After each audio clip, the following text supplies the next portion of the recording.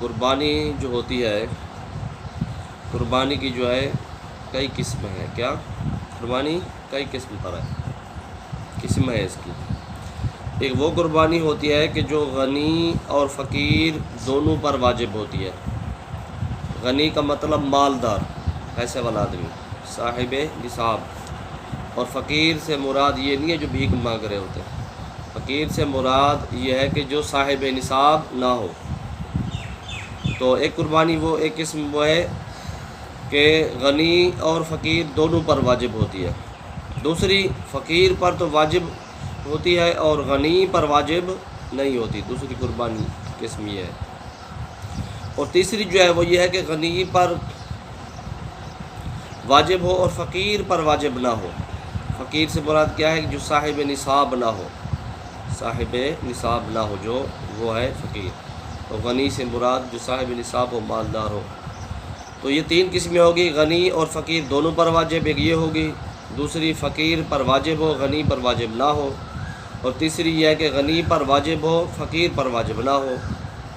تو پہلی جو ہے اس کی صورت یہ ہے، یعنی جو دونوں پر واجب ہو، غنی پر بھی واجب ہو اور فقیر پر بھی واجب ہو.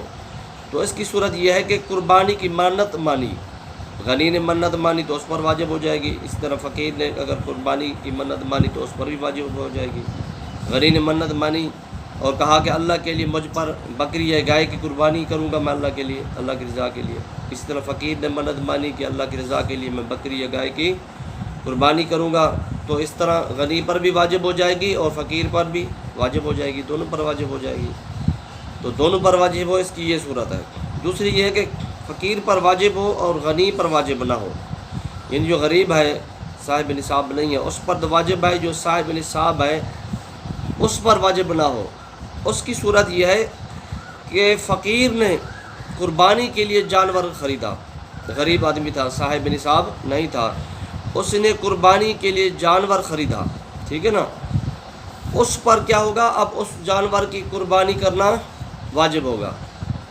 غریب نے اگر قربانی کی نیت سے جانور خرید لیا کہ اس کی کیا کروں گا؟ قربانی کروں گا، تو اب اس جانور کی قربانی کرنا اس پر کیا ہے؟ لازم ہے، واجب ہے.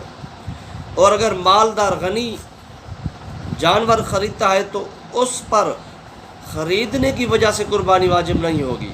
جانور خریدنے کی وجہ سے اس پر قربانی واجب نہیں ہوگی. تو یہ دوسری صورت ہے کہ جو فقیر پر تو واجب ہوتی ہے قربانی کی دوسری قسم، اور غنی پر یہ واجب نہیں ہوتی. ٹھیک ہے نا.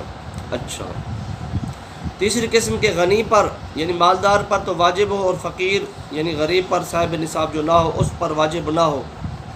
اس کی صورت جو ہے وہ یہ ہے کہ قربانی کا وجوب جو ہے نہ تو جانور کے خریدنے کی وجہ سے ہوا ہو اور نہ منت ماننے کی وجہ سے ہوا ہو، بلکہ اللہ تعالیٰ نے جو انسان کو زندہ رکھا ہے اس کے شکریہ میں اور حضرت ابراہیم علیہ السلام کی سنت کو زندہ کرنے کے لیے جو قربانی واجب ہوتی ہے وہ کس پر واجب ہوتی ہے؟ وہ صرف غنی پر واجب ہوتی ہے.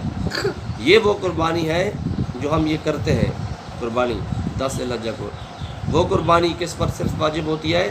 وہ مالدار پر ہی واجب ہوتی ہے، غنی پر واجب ہوتی ہے، فقیر پر واجب نہیں ہوتی.